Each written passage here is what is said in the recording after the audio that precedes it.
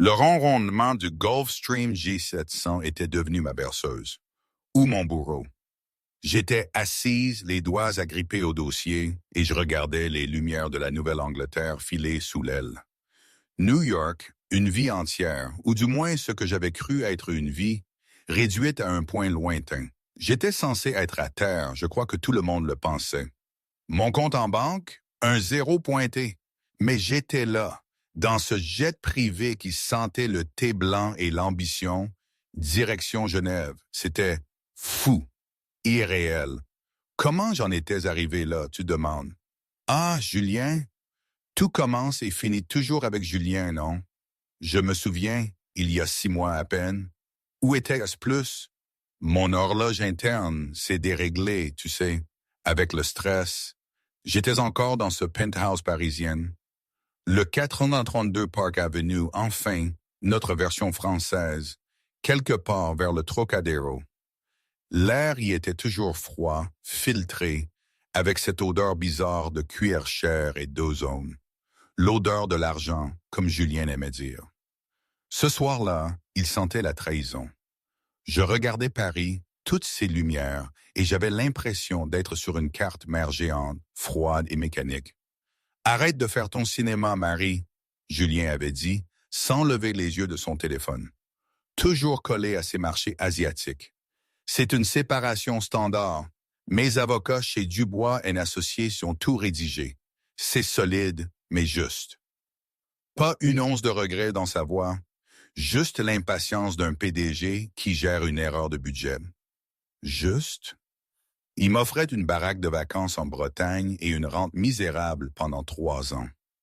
Et en échange, je devais signer une clause de non-divulgation qui m'interdisait de mentionner Sophie. Il a enfin levé les yeux. Ses yeux bleus dans lesquels j'étais tombée amoureuse 10 ans plus tôt, dans un petit café à Bordeaux.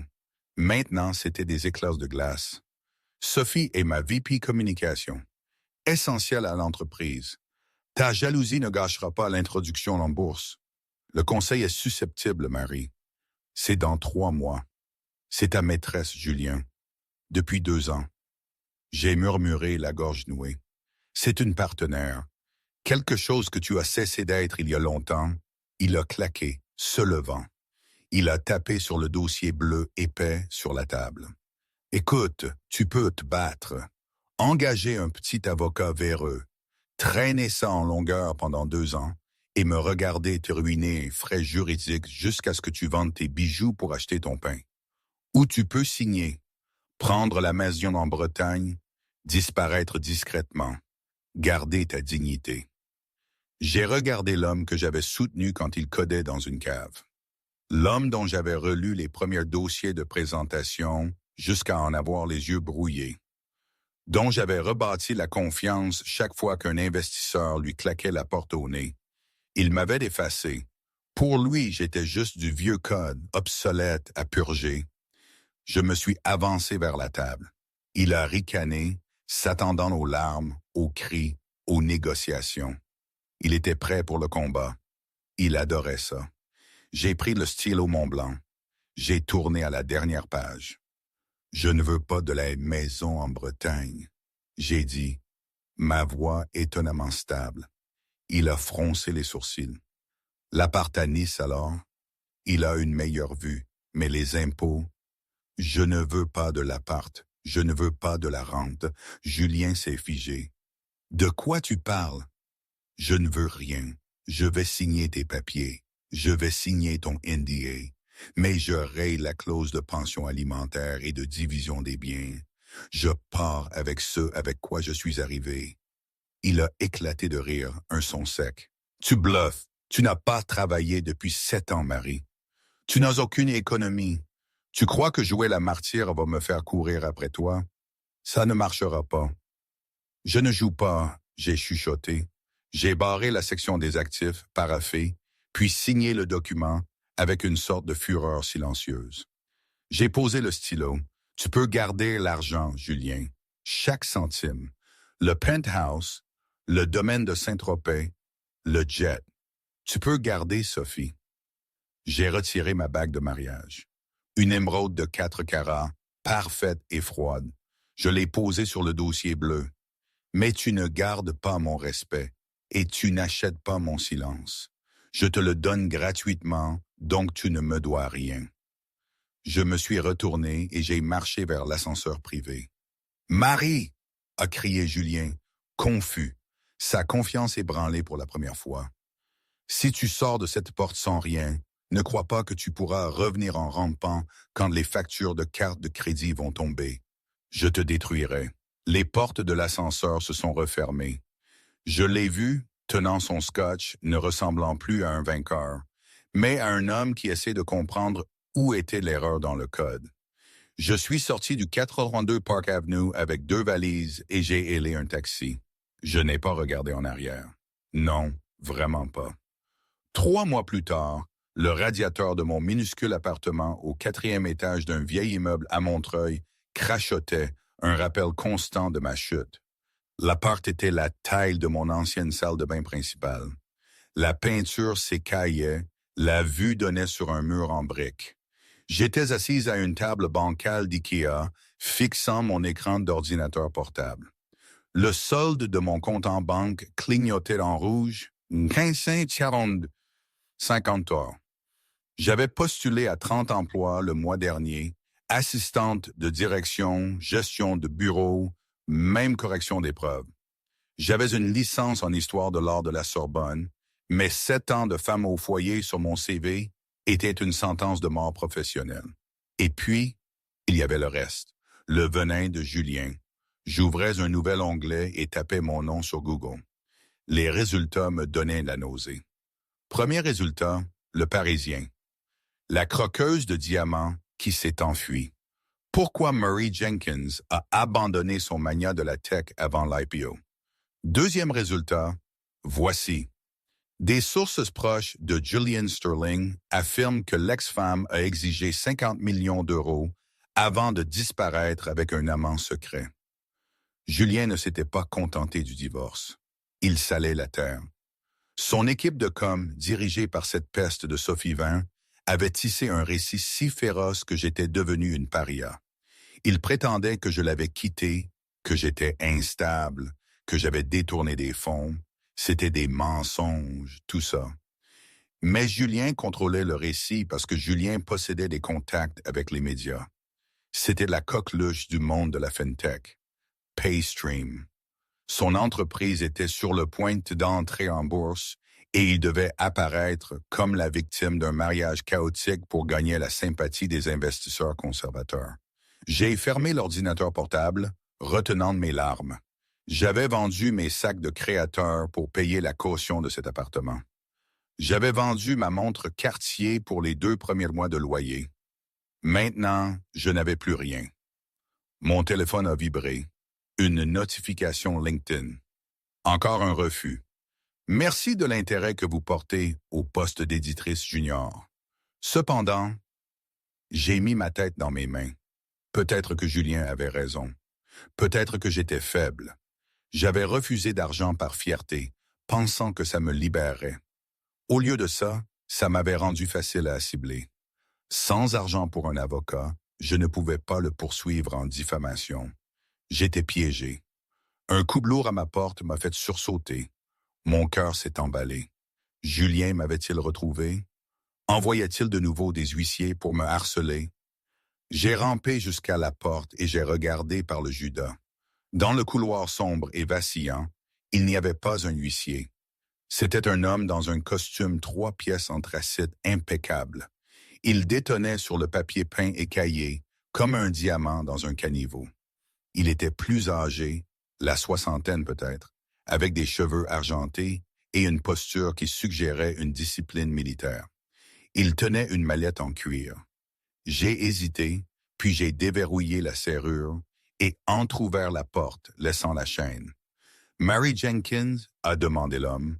Son accent était britannique, net et précis. « C'est Marie Duval maintenant », j'ai dit sur la défensive. « Qui êtes-vous » ? « Mon nom est Monsieur Pierre. Je représente une connaissance mutuelle. Puis-je entrer ?»« Je ne connais aucun Monsieur Pierre.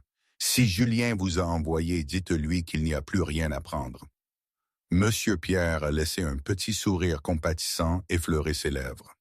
Monsieur Sterling ne m'a pas envoyé. En fait, Monsieur Sterling serait très contrarié de savoir que je suis ici. Je travaille pour le domaine du bois. Je me suis figé. Ce nom a déclenché un souvenir enfoui sous des années de dîners de gala et d'enchères caritatives. Dubois, Sir Alistair Dubois, j'ai murmuré. Précisément, a dit Pierre. Il vous cherchait depuis 6 mois, mademoiselle Duval.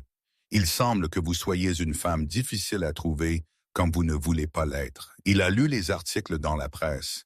Il a trouvé le récit incohérent avec la femme dont il se souvenait. J'ai retiré la chaîne et ouvert la porte. Pierre est entré dans le minuscule appartement. Il n'a pas regardé autour de lui avec jugement. Il a regardé avec une intensité tranquille. « Pourquoi Sir Alistair me cherche-t-il » j'ai demandé, lui faisant signe de prendre l'unique chaise. Je suis resté debout. « Parce que, mademoiselle Duval, il y a 10 ans, avant que vous ne soyez madame Sterling, vous étiez bénévole après les émeutes du sommet du G20 à Paris. Vous avez sorti un homme âgé d'une berline en feu quand son équipe de sécurité s'était dispersée. Vous êtes resté avec lui jusqu'à l'arrivée des ambulanciers. Vous avez donné un faux nom à la police parce que vous ne vouliez pas attirer l'attention. Et puis vous avez disparu. » J'ai hoché la tête lentement. Je me souviens, il faisait une crise cardiaque. J'ai juste fait de la réanimation jusqu'à l'arrivée de l'ambulance. Vous avez sauvé la vie de l'actionnaire majoritaire de Dubois Heavy Industries, a corrigé Pierre. Sir Alistair n'a jamais oublié la jeune Américaine avec l'écharpe rouge.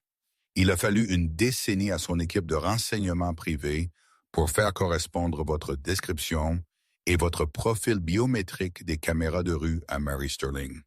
Il avait l'intention de vous remercier il y a des années, mais il a vu que vous étiez marié à Julian Sterling. Il a supposé que vous étiez heureuse et riche, alors il a gardé ses distances. Pierre a posé la maillette sur la table et a ouvert les loquets.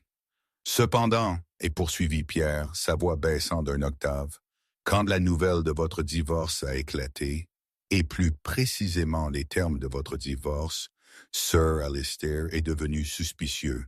Il a demandé à son équipe d'enquêter sur les finances de Julian Sterling. Pas les livres publics, Mary, les vrais livres. J'ai froncé les sourcils. Julien est avare, mais ce n'est pas un criminel. Pierre a sorti une seule feuille de papier et l'a fait glisser sur la table. C'était un enregistrement de virement bancaire d'une société écran des îles Caïmans. Julian Sterling n'a pas seulement bâti PayStream sur son propre code, a dit Pierre.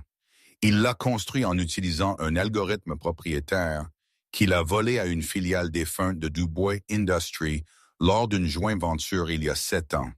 Il a enterré le vol, mais plus important encore, il a enterré les actifs. Pierre m'a regardé droit dans les yeux. Vous avez renoncé à vos droits sur ces actifs connus. Mais en vertu du droit international et spécifiquement des lois de New York sur la distribution équitable, si une partie dissimule des actifs lors d'une procédure de divorce, l'ensemble du règlement peut être annulé et la pénalité implique généralement que la partie dissimulant renonce à 100% des actifs cachés au conjoint. J'ai pris le papier. Les chiffres étaient stupéfiants. 300 millions de dollars stationnés sur un compte nommé Vane Holdings. 20. J'ai respiré. Sophie. Exactement, a dit Pierre. Il déplace l'argent vers elle pour le cacher aux auditeurs de l'IPO. Il pense que vous êtes fauché, brisé et sans voix. Il pense que vous êtes insignifiante. Pierre s'est levé et a boutonné sa veste. Sir Alistair a une proposition. Il est actuellement à Genève. Il souhaite vous offrir les services de son équipe juridique, en particulier le cabinet Véronique Egger & Partners. Il veut vous faire prendre l'avion pour l'Europe afin de vous informer des preuves que nous avons recueillies. J'ai regardé autour de mon minuscule, triste appartement. J'ai regardé l'ordinateur portable où le monde me traitait de croqueuse de diamants. Puis j'ai regardé le document dans ma main. « Comment je vais à Genève ?» j'ai demandé. « Je ne peux même pas me payer un ticket de métro. » Pierre a souri, et cette fois c'était un sourire sincère. Mademoiselle Duval, Sir Alistair ne s'attend pas à ce que vous preniez un vol commercial. Une voiture vous attend en bas. Elle nous emmènera à l'aéroport du Bourget. Le jet est prêt et en attente. J'ai senti une étincelle s'allumer dans ma poitrine, un feu que je n'avais pas ressenti depuis l'époque où j'aidais à bâtir l'empire de Julien. J'ai attrapé mon manteau. Allons-y, j'ai dit. Le trajet vers le Bourget s'est déroulé dans un silence pesant et étouffant, seulement rompu par le battement rythmique des pneus de la Maybach sur l'asphalte humide. J'étais assise à l'arrière, les doigts serrant le tissu usé de mon manteau, un remplacement bon marché que j'avais acheté dans une friperie après avoir mis en gage mon trench Burberry. Le siège en cuir sous moi me semblait étrange, un fantôme d'une vie que j'avais supposément laissé derrière moi. Monsieur Pierre était assis en face de moi, lisant un dossier à la douce lumière d'une liseuse. Il ne parlait pas, sentant que j'avais besoin du calme pour réassembler les fragments de ma réalité. Quand la voiture a glissé sur le tarmac, le monde extérieur était un flou de pluie et de lumière de piste. Mais là, scintillant sous les projecteurs, comme une balle d'argent, se trouvait le Gulfstream G700. Il était immense. Une machine conçue non seulement pour le voyage, mais pour la domination du temps et de l'espace. Les moteurs vrombissaient déjà, un sifflement aigu qui vibrait dans ma poitrine. « Après vous, mademoiselle Duval », a dit Pierre, ouvrant la portière alors que la voiture s'arrêtait. Je suis sorti dans la petite pluie froide, frissonnant. Une hôtesse de l'air en uniforme impeccable attendait au bas de l'escalier avec un parapluie. Tandis que je montais les marches, j'ai ressenti une étrange sensation, non pas de l'excitation, mais un vertige terrifiant. Je passais du caniveau à la stratosphère en l'espace d'une heure. L'intérieur du jet était plus chaud que n'importe quelle pièce où j'avais été depuis des mois. Ça sentait le thé blanc et l'acajou. Il n'y avait pas de rangée de sièges étroits.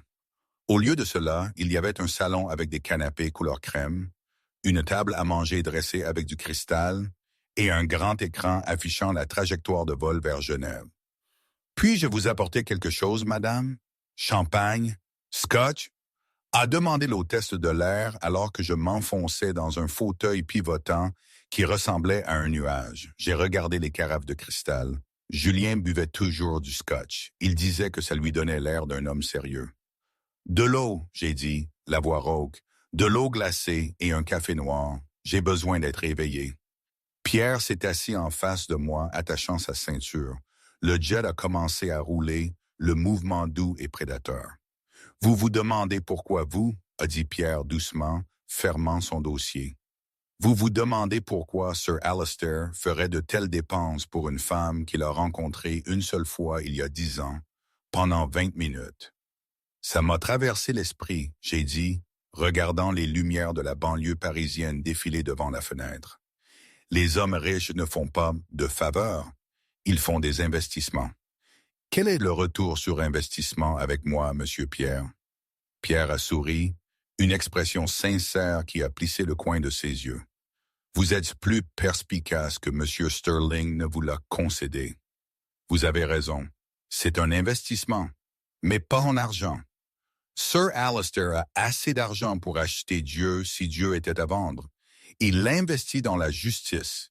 Il a une aversion particulière pour les voleurs. Et Julian Sterling est un voleur. L'avion a bondi en avant, la force G me pressant contre le cuir. En quelques secondes, l'étendue sombre et pluvieuse de Paris a disparu, remplacée par le noir velours du ciel nocturne. Nous étions en vol. Une fois en altitude de croisière, Pierre a détaché sa ceinture et s'est déplacé pour s'asseoir à côté de moi. Il a rouvert la mallette et a étalé 3 photos. La première était de Julien, souriant à un gala, son bras autour de Sophie Vin. Sophie semblait radieuse, triomphante.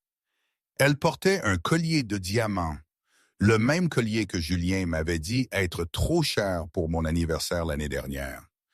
La deuxième photo était un document, un dépôt de brevet. « Regardez la date », a ordonné Pierre. J'ai plissé les yeux, octobre 2016, et regardé l'auteur de la structure du code en annexe. J'ai eu le souffle coupé. Il est écrit « A. Sterling ». Lisez les commentaires dans le code, Marie. Les notes marginales. Je me suis penché. Le code était familier, douloureusement familier. C'était l'arbre logique d'un algorithme de transaction prédictif. Et là, enfoui dans la syntaxe, il y avait une ligne de commentaires. Vérifiez le flux pour la redondance. SJ. SJ, j'ai chuchoté. Murray Jenkins. Ce sont mes initiales. C'est mon code. Je m'en souvenais très bien. C'était un mardi pluvieux en 2016. Julien paniquait parce que son test bêta échouait. J'étais resté éveillé 48 heures d'affilée à déboguer, réécrire et rationaliser tout le back-end. J'avais réglé le problème. Je l'avais sauvé. Il a breveté votre travail, a dit Pierre, sa voix dure comme du fer. Il a revendiqué la paternité exclusive. PayStream est bâti sur votre intellect, Marie. Il n'a pas seulement caché des actifs pendant le divorce. Il a bâti tout son empire sur le vol de propriété intellectuelle de sa propre femme. J'ai senti une vague de nausée, suivie immédiatement par une rage froide et brûlante. Ce n'était pas l'argent, c'était l'effacement. Il m'avait volé mon esprit, l'avait vendu au monde, puis m'avait convaincu que je ne valais rien. Il m'a dit que j'étais obsolète. J'ai dit, ma voix tremblante. Il m'a dit que je ne comprenais plus le business. Il a menti, a dit Pierre. Il avait peur de vous. Il savait que si jamais vous réalisiez que vous étiez l'architecte, vous le posséderiez. C'est pourquoi il vous a isolé. C'est pourquoi il a détruit votre réputation. Il devait vous briser pour que vous ne regardiez pas les plans. Pierre m'a versé une tasse de café fumant et l'a placée dans mes mains tremblantes. « Dormez maintenant, Marie », a-t-il dit doucement. « Nous atterrissons à Genève dans 6 heures. Vous avez besoin de vos forces. Quand vous vous réveillerez, vous ne serez plus l'ex-femme. Vous serez l'architecte venu réclamer son dû. » J'ai tourné la tête vers la fenêtre, fixant les étoiles. Elles semblaient plus proches ici, à portée de main. Je n'ai pas dormi. Je suis resté là pendant 6 heures, regardant l'Atlantique défiler sous moi, laissant la rage se cristalliser en quelque chose de plus dur, quelque chose d'utile. Moment, ici je dois juste intervenir. Tout ça, cette histoire avec M. Dubois, ce vol, cette quête de justice, c'était vraiment énorme. Je veux dire, j'étais dans mon petit appart à Montreuil, à me demander comment j'allais payer le loyer du mois prochain, et soudain, je me retrouve dans un jet privé avec un excentrique qui parle de justice et de millions. C'était comme si ma vie s'était transformée en un mauvais film d'espionnage. Dans mon ancienne vie, quand j'étudiais l'histoire de l'art à la Sorbonne, je rêvais de curater des expositions, de vivre au milieu de la beauté et de la culture. Jamais je n'aurais imaginé me battre pour des lignes de code volées, assise en face d'un homme qui ressemblait à un majordome de James Bond. J'ai toujours cru que les choses se réglaient en parlait, en y trouvant un terrain d'entente. Mais là, c'était une vraie guerre, et j'étais la cible. Le pire, c'est que Julien pensait que j'étais une idiote. Il pensait m'avoir éteinte, et en fait, en faisant ça, il m'a réveillé. C'était la chose la plus absurde et la plus logique qui me soit arrivée. Qu'auriez-vous fait à ma place? Accepter l'argent, la rente ridicule et vivre dans l'ombre, ou me battre. Je ne sais pas si j'ai fait le bon choix, même maintenant. Mais au moins, je n'avais plus rien à perdre. Genève était froide, un froid vif et mordant qui purifiait les poumons. La voiture qui nous a accueillis au terminal privé était une Bentley Mulsanne, vert foncé et imposante. Elle nous a conduits hors de la ville, serpentant à travers les collines surplombant le lac Lehman, où les maisons n'étaient pas seulement des demeures, mais des forteresses de vieille fortune. Nous sommes arrivés à un portail en fer forgé qui s'est ouvert silencieusement. Le domaine était vaste, une ombre du 19e siècle qui semblait avoir traversé guerres et révolutions sans perdre une seule tuile d'ardoise. Pierre m'a conduite à travers un hall caverneux bordé de portraits à l'huile d'hommes et de femmes à l'air sévère. Nous sommes entrés dans une bibliothèque qui sentait le vieux papier et le bois brûlé. Un feu rugissait dans une cheminée en pierre assez grande pour s'y tenir debout. Assis dans un fauteuil roulant près du feu avec une couverture écossaise sur les jambes, se trouvait Sir Alistair Dubois. Il était plus mince que dans mon souvenir de ce jour chaotique à Paris. Sa peau était translucide comme du parchemin, et ses mains tremblaient légèrement tandis qu'elle reposait sur les accoudoirs. Mais ses yeux, gris acier et férocement intelligents, n'étaient pas touchés par l'âge. La jeune femme à l'écharpe rouge, a-t-il dit d'une voix rauque. Il n'a pas souri, mais son expression était empreinte d'une profonde approbation. Vous avez l'air fatiguée, ma chère. La vie vous a malmenée. C'est le cas, j'ai admis, m'approchant. Merci de m'avoir amené ici, Sir Alistair. Ne me remerciez pas encore. Il a fait un geste de la main, dédaigneux. Je n'ai fait que payer le carburant du jet. Asseyez-vous. Je me suis assise dans un fauteuil à dossier haut en face de lui. Pierre se tenait près de la porte, une sentinelle silencieuse. « Pierre vous a montré le brevet ?» a demandé Alistair. « Oui. »« Et les comptes des Caïmans ?» ?»« Oui. » Alistair s'est penché en avant, la lumière du feu dansant dans ses yeux. « Julian Sterling est un imbécile dangereux, mais un imbécile quand même. Il a fait l'erreur classique du nouveau riche. Il pensait que parce qu'il avait l'argent, il avait le pouvoir. Il a oublié que l'argent n'est qu'une munition. L'intelligence est l'arme. Vous, Marie, vous êtes l'arme. Il a une équipe d'avocats, Sir Alistair, les meilleurs de Paris. Dubois, un associé. Ils vont m'ensevelir sous la paperasse. Même avec votre aide, ça pourrait prendre des années. Nous n'allons pas le poursuivre pour l'argent, Marie, a dit Alistair, un éclat malicieux apparaissant dans ses yeux. Pas initialement, j'ai froncé les sourcils. Je ne comprends pas. Si nous le poursuivons pour l'argent maintenant, il réglera. Il vous donnera 50 millions, peut-être 100, juste pour vous faire disparaître d'avant l'IPO. Il fera un chèque et il gagnera. Est-ce que ce que vous voulez? Un chèque? J'ai pensé au penthouse. J'ai pensé à Sophie portant ma vie comme un costume. J'ai pensé aux articles de presse me traitant de croqueuse de diamants. Non, j'ai dit, ma voix baissant. Je veux qu'il l'admette. Je veux que tout le monde sache qu'il ne l'a pas bâti. Je veux sa réputation. Bien, Alistair a tapé sur l'accoudoir. Alors nous n'attaquons pas son portefeuille. Nous attaquons l'IPO. Alistair a fait signe à Pierre, qui s'est avancé et a posé un classeur épais sur la table entre nous. Dans 2 semaines, Paystream entre en bourse à Paris. La valorisation est estimée à 20 milliards d'euros. Julien devrait personnellement en gagner 8 milliards. Mais, Alistair a fait une pause, tapant sur le classeur. La valorisation de l'entreprise est entièrement basée sur l'algorithme propriétaire, celui que vous avez écrit. Celui qui l'a breveté, je lui ai rappelé. Oui, mais voici le rebondissement, a dit Alistair. L'équipe de Pierre a fait un audit forensique du code que Julien utilise actuellement. Il semble que Julien ait tenté de mettre à jour votre travail l'année dernière pour gérer l'intégration de la crypto-monnaie. Il était arrogant. Il n'a pas compris l'architecture fondamentale que vous avez construite. Il a introduit une faille, un bug dormant. Mes yeux se sont écarquillés. Mon esprit est revenu à la structure du code. La boucle de redondance.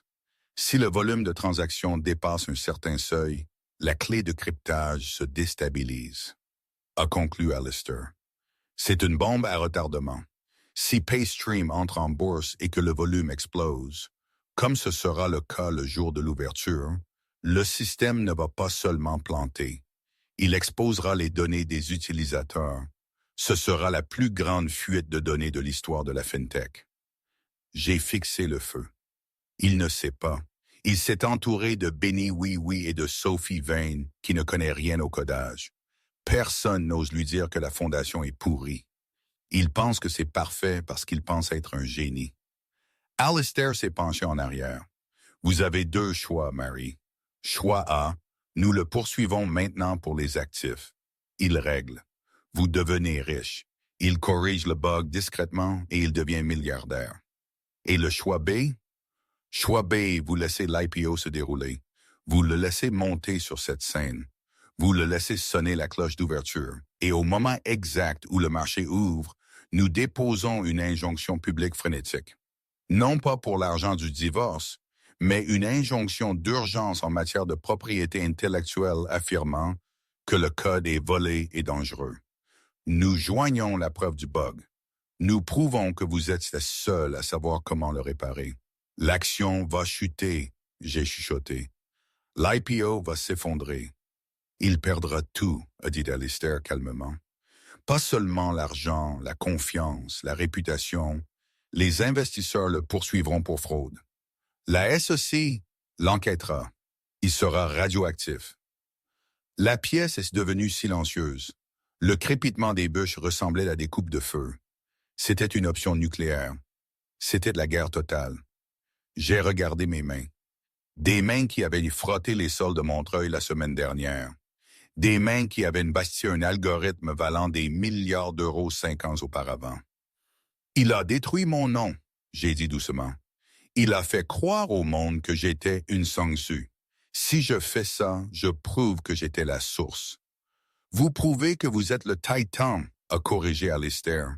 Mais vous devez être prête. Les médias se jetteront sur vous. Il vous attaquera avec tout ce qu'il lui reste. Vous devez être blindé. Je me suis levé. La fatigue avait disparu. L'hésitation avait disparu. Je ressentais une clarté froide et déchirante. Je n'ai rien apporté pour une guerre, Sir Alistair. J'ai dit. Alistair a souri. Pierre a fait venir une styliste de Milan pour le matin. Et une équipe d'avocats de Véronique Aigre & Partners arrive ce soir pour vous préparer pour la déposition. Nous avons 2 semaines pour faire de vous la PDG que vous auriez dû être. J'ai regardé le feu une dernière fois. J'ai imaginé le visage de Julien, suffisant et confiant, tenant son verre de scotch. Au travail, j'ai dit. La bibliothèque du domaine du bois s'était transformée en salle de guerre. Pendant 10 jours, les lourdes tables en chêne étaient enfouies sous des montagnes de dépositions, d'imprimés de codes et de rapports d'expertise comptable. L'air était épais de l'odeur de café rassis et de l'eau de Cologne coûteuse des parajuristes. J'étais assise au bout de la table. Je n'avais pas dormi plus de 4 heures par nuit depuis mon arrivée à Genève. Mes yeux étaient rougis, mais le brouillard de dépression qui avait obscurci mon esprit à Montreuil avait disparu.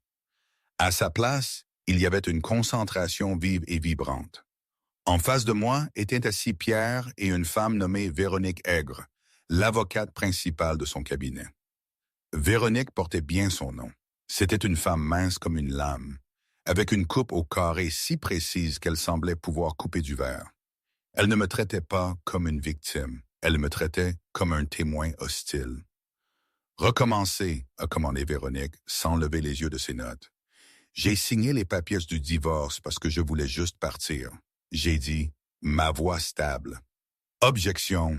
« Faible » a claqué Véronique, claquant d'un stylo. Si vous dites ça devant un juge, vous ressemblez à une femme qui a fait une mauvaise affaire et qui regrette. La défense va vous dévorer. Les avocats de Julien vont vous peindre comme une ex-femme amère cherchant un paiement, parce que son compte courant était à sec. Pourquoi avez-vous signé, Marie? J'ai serré la mâchoire. Parce qu'il m'a menacé. Oui dire, prouvez-le. Il m'a dit qu'il me viderait en frais juridiques. Tactique courante, pas illégale. Essayez encore. J'ai claqué ma main sur la table, parce que je ne savais pas qu'il avait volé l'œuvre de ma vie, parce que je lui ai fait confiance quand il a dit que l'entreprise était la sienne. J'ai signé sous la contrainte causée par la dissimulation frauduleuse de propriété intellectuelle. La pièce est devenue silencieuse. Véronique a levé les yeux lentement, un sourire prédateur se formant sur ses lèvres. Mieux, mais vous plaidez toujours. Vous demandez toujours la permission d'être en colère. Vous êtes l'architecte, Mary. Arrêtez de parler comme la locataire. Pendant les 3 jours suivants, ils ont démantelé Mary Jenkins. Ils ont supprimé les excuses dans ma voix. Ils m'ont entraîné à regarder un document non pas comme une tragédie, mais comme une preuve. Ils m'ont fait parcourir les subtilités du code que j'avais écrit, me forçant à me rappeler chaque variable, chaque boucle, chaque porte logique. À la fin de la semaine, je ne me souvenais pas seulement du code, je l'habitais. J'ai réalisé que PayStream n'était pas la machine de Julien, c'était mon esprit numérisé. Et voir comment il l'avait corrompu avec ses mises à jour maladroites me rendait malade. Puis vint la transformation visuelle. Sir Alistair ne croyait pas au relooking par vanité. Il croyait à la sémiotique, au langage des symboles. Vous ne pouvez pas entrer au palais de justice de Paris en portant un costume de grand magasin, m'a-t-il dit le dernier soir. Nous étions assis sur la terrasse surplombant les eaux sombres et placides du lac Léman. Les vêtements sont un langage. Julien portera du bleu marine, fiable, solide, corporatif. Vous devez être l'opposé. Une équipe de tailleurs était arrivée de Milan ce matin-là. Ils n'avaient pas apporté d'imprimés floraux ou de pastels doux. Ils avaient apporté de la structure. Quand je suis sorti de la cabine d'essayage, je me suis à peine reconnu dans le miroir doré. Le costume était blanc, un crépon de laine blanc aveuglant, pur. La veste était taillée avec des épaules structurées qui me donnaient une silhouette de pouvoir. Le pantalon était large, se déplaçant avec une grâce fluide. Je ne portais aucun bijou, à l'exception d'une paire de simples boucles d'oreilles en diamant que Sir Alistair m'avait prêté. Mes cheveux, auparavant tirés en un chignon désordonné, avaient été coupés dans un style élégant, mi-long, qui encadrait mon visage comme un casque. Je ne ressemblais pas à une femme au foyer. Je ne ressemblais pas à une divorcée. Je ressemblais à une PDG. « Comment vous sentez-vous » a demandé Pierre, debout dans l'embrasure de la porte. J'ai lissé le revers de la veste blanche. J'ai regardé mes yeux dans le miroir. Ils étaient froids. Je me sens comme une experte en démolition, j'ai dit. Cette nuit-là, avant de partir pour l'aérodrome, Sir Alistair m'a tendu un dernier dossier. C'était une seule feuille de papier. C'est l'interrupteur, a-t-il dit. L'analyse technique du bug. Une fois que cela sera consigné dans les registres publics, les bourses arrêteront immédiatement la négociation de PayStream pour protéger le capital des investisseurs. Au moment où vous déposez ça, Julien est fini. Il n'y a pas de retour en arrière. J'ai pris le papier. Il me haïra pour le reste de sa vie. Il vous hait déjà, Mary, a dit Alistair doucement.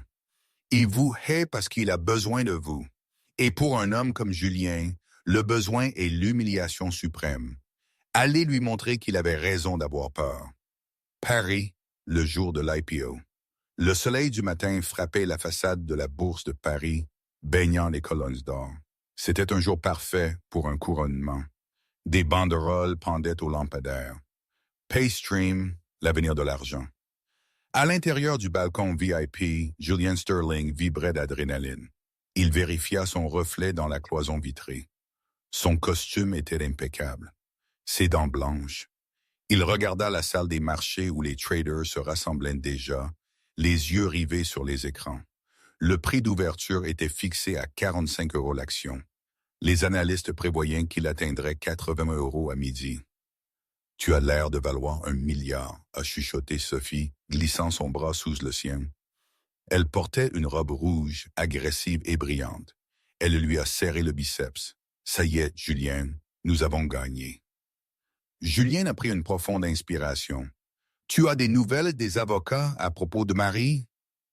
Sophie a ri, un son cristallin et dédaigneux. « Pas un mot. Elle est probablement dans un café à Montreuil, pleurant dans ses œufs. Elle est partie, Julien. Oublie-la. » Julien a hoché la tête, mais un petit nœud d'anxiété s'est resserré dans son estomac. C'était trop calme. Il s'attendait à un texto, à un appel ivre, à une demande d'argent. Mais le silence était imprévisible. « 5 minutes avant la cloche !» a crié un gérant. Julien s'est avancé vers le pupitre. Les appareils photos ont flashé, un mur de lumière blanche aveuglante. Il a salué. Il se sentait comme un dieu. Pendant ce temps, à l'aéroport du Bourget, le Gulfstream J700 a atterri avec un crissement de pneus. Au moment où l'escalier a été abaissé, 2 SUV noirs se sont arrêtés près de l'aile.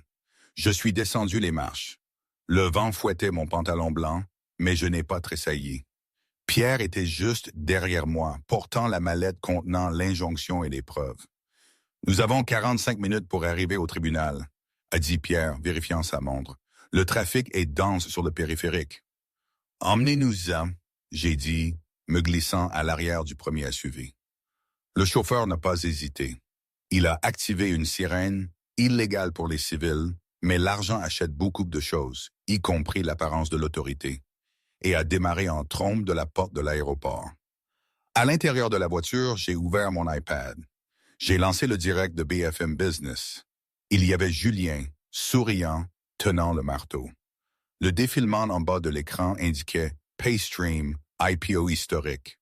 « Regardez-le », j'ai chuchoté. « Il n'a aucune idée. » « Ils se tiennent sur une trappe », a dit Pierre, « et vous êtes sur le point de tirer le levier. » Palais de justice de Paris, 9h28. Le SUV s'est arrêté en crissant devant les marches massives en pierre du palais. Une petite armée de photographes était déjà là, informée par une source anonyme, l'équipe de communication d'Alistair, que quelque chose d'historique allait se produire concernant l'IPO de Paystream. Quand la portière de la voiture s'est ouverte, les flashs ont éclaté, mais ils ne s'attendaient pas à moi. Ils s'attendaient à un rival corporatif ou peut-être à un régulateur. Quand je suis sorti, la foule est restée silencieuse pendant une fraction de seconde. Le costume blanc était lumineux contre la pierre grise de la ville. J'avais l'air grande, imposante, et tout à fait étrangère à la femme qu'ils avaient vue dans les tabloïds des mois auparavant.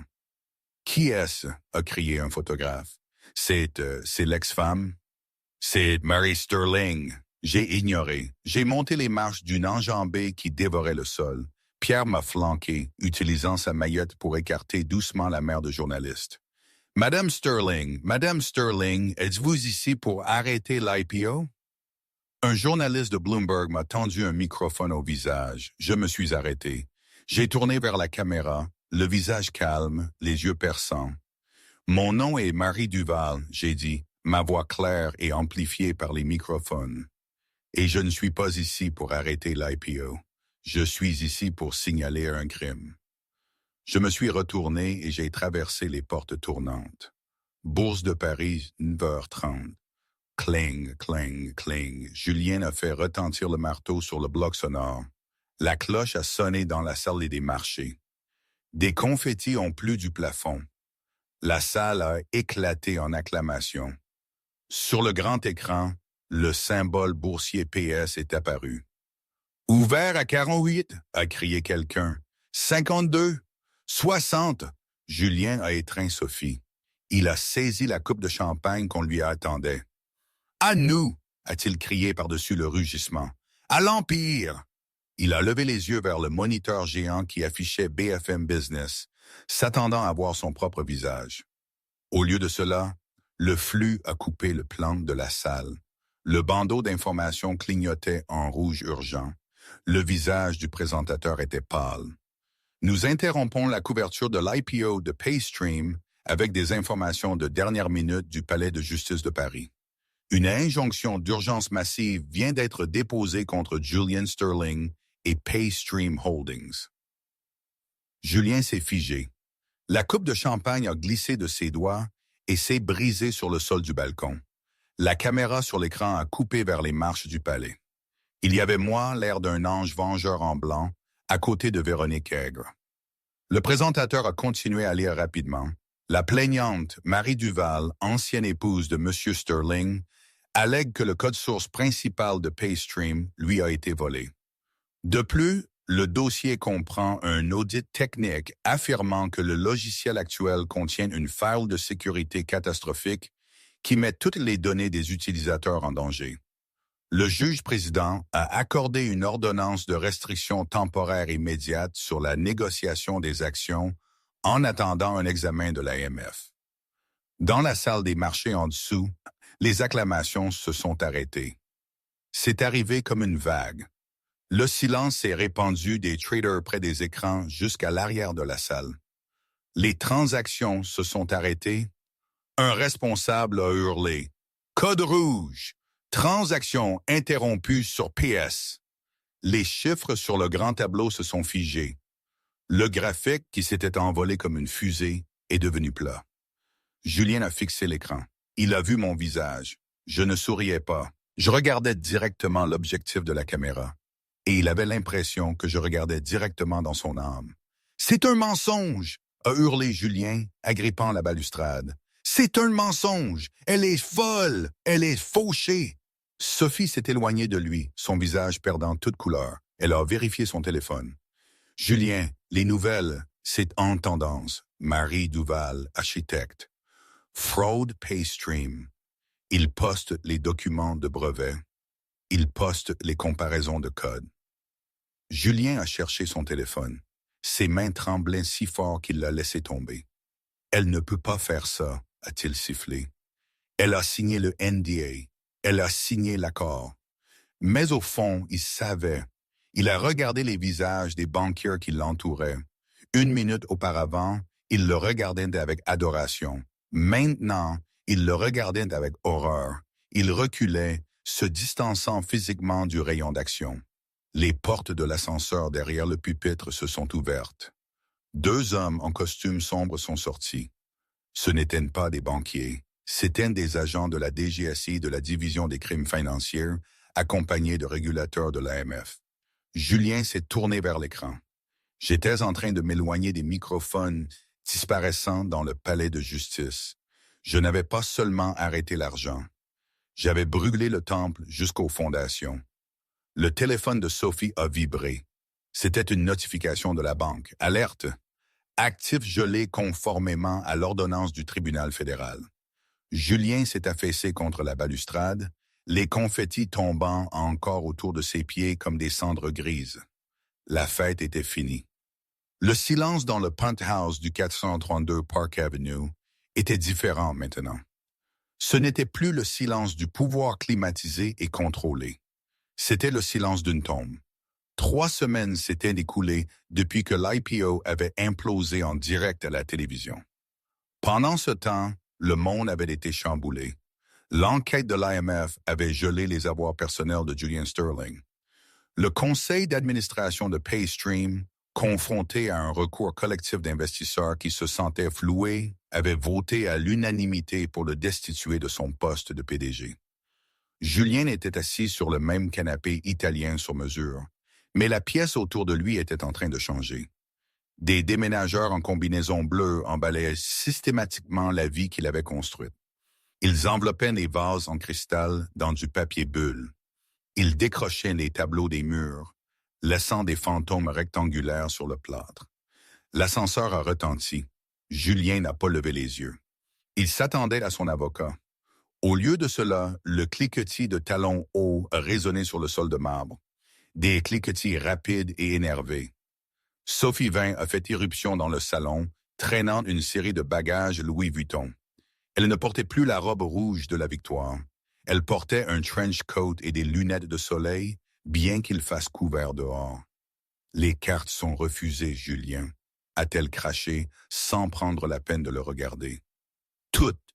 La carte noire, la platine, même le compte joint. » Julien l'a regardé, ses yeux creux. Il ne s'était pas rasé depuis des jours. « C'est un gel temporaire, Sophie. Les avocats déposent une motion lundi. Une fois que nous aurons effacé les accusations de fraude, il n'y a pas de nous, a crié Sophie, sa contenance se brisant enfin. Tu m'as dit que tu avais écrit le code. Tu m'as dit qu'elle n'était personne. Maintenant, je suis assigné à comparaître. Mon visage est sur toutes les chaînes d'information comme complice de fraude corporative. Je ne peux même pas obtenir une table au septième. Elle a fait signe au déménageur de prendre ses sacs. Sophie, Julien s'est levé, sa voix se brisant. Tu as dit que nous étions partenaires. J'étais partenaire dans une entreprise de plusieurs milliards d'euros, a-t-elle dit froidement, baissant ses lunettes de soleil pour le regarder avec un pur dégoût. Pas partenaire dans une mise en examen fédérale. Tu es radioactif, Julien. Tu es fini. Elle s'est retournée et est entrée dans l'ascenseur. Les portes se sont refermées. Julien était seul dans l'appartement vide. La vue sur la ville, autrefois son royaume, ressemblait maintenant à une prison de verre et d'acier.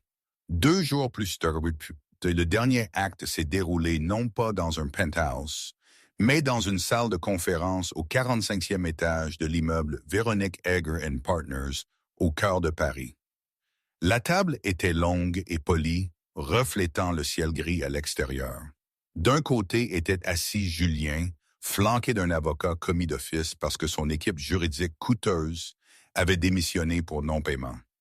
De l'autre côté étaient assis Véronique Egger et Pierre, et au bout de la table, j'étais assise.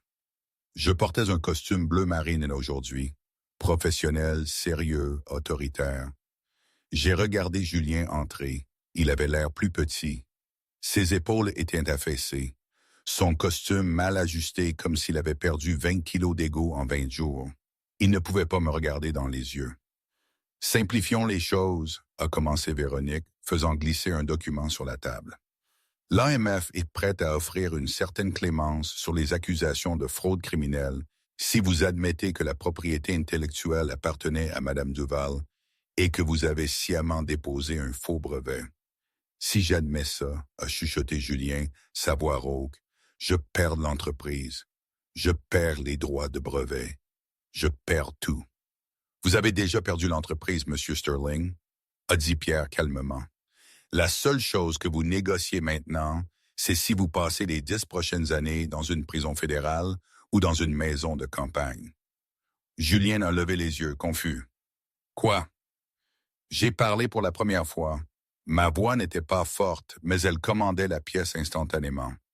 Je prends le contrôle de Paystream, j'ai dit. Les investisseurs ont accepté de relancer l'IPO sous un nouveau nom, Architect Systems. Je réparerai le code.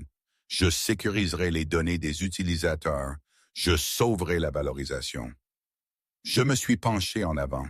Mais je ne veux pas vous détruire, Julien. Cela demande une énergie que je préférerais consacrer à mon entreprise. J'ai tapé sur le document. C'est un accord de règlement. Vous me transférez tous les droits de propriété intellectuelle.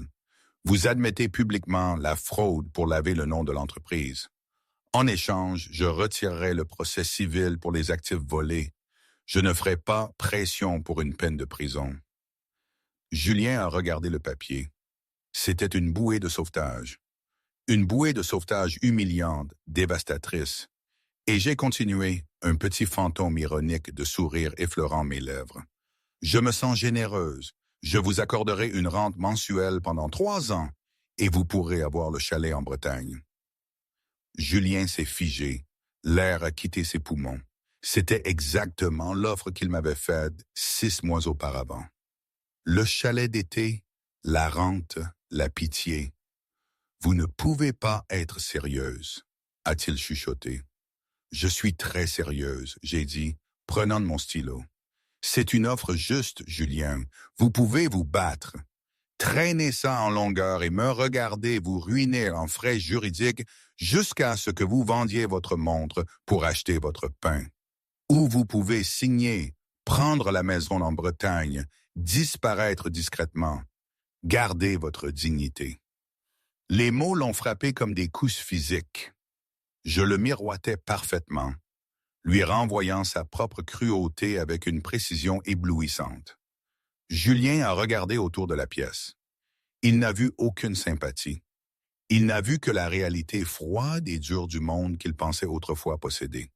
Il a pris le stylo. Sa main a tremblé. Il a signé le document. « C'est fait », a dit Véronique, attrapant le papier avant que l'encre ne soit sèche. Julien s'est levé. Il m'a regardé une dernière fois. Il voulait dire quelque chose, s'excuser, crier, supplier, mais il n'a trouvé aucun mot. Il était obsolète. Il est sorti de la salle de conférence, un homme effacé par sa propre arrogance. Je me suis levé et je me suis dirigé vers la fenêtre. En dessous, la ville de Paris bougeait dans son flux chaotique et rythmique. J'ai vu un taxi jaune se faufiler dans la circulation. J'ai vu les gens se précipiter au travail. « C'est fini », a dit Pierre doucement, debout à côté de moi. Sir Alistair vous envoie ses salutations. Il dit qu'il savait que vous en étiez capable. Je ne savais pas, j'ai admis doucement. Pas au début. J'ai touché la vitre froide. Je n'étais plus seulement Marie Duval, l'ex-femme. J'étais Marie Duval, la PDG, l'architecte. Je me suis retourné vers la pièce où l'avenir m'attendait dans une pile de nouveaux contrats. Monsieur Pierre, j'ai dit, ma voix brillante et claire, annulez la voiture. Je pense que je vais marcher. C'est une belle journée pour recommencer. Aujourd'hui, je ne sais pas trop. Parfois, je me dis que c'était la meilleure chose qui pouvait m'arriver. Parfois, je me demande si je n'ai pas fait une erreur, si cette victoire n'a pas laissé des cicatrices invisibles. J'ai prouvé ma valeur, récupéré mon travail, mais le coup émotionnel, le cynisme qu'il a ancré en moi, ça ne part pas. La certitude, la naïveté d'avant sont partis. Et c'est peut-être ça, le vrai prix à payer.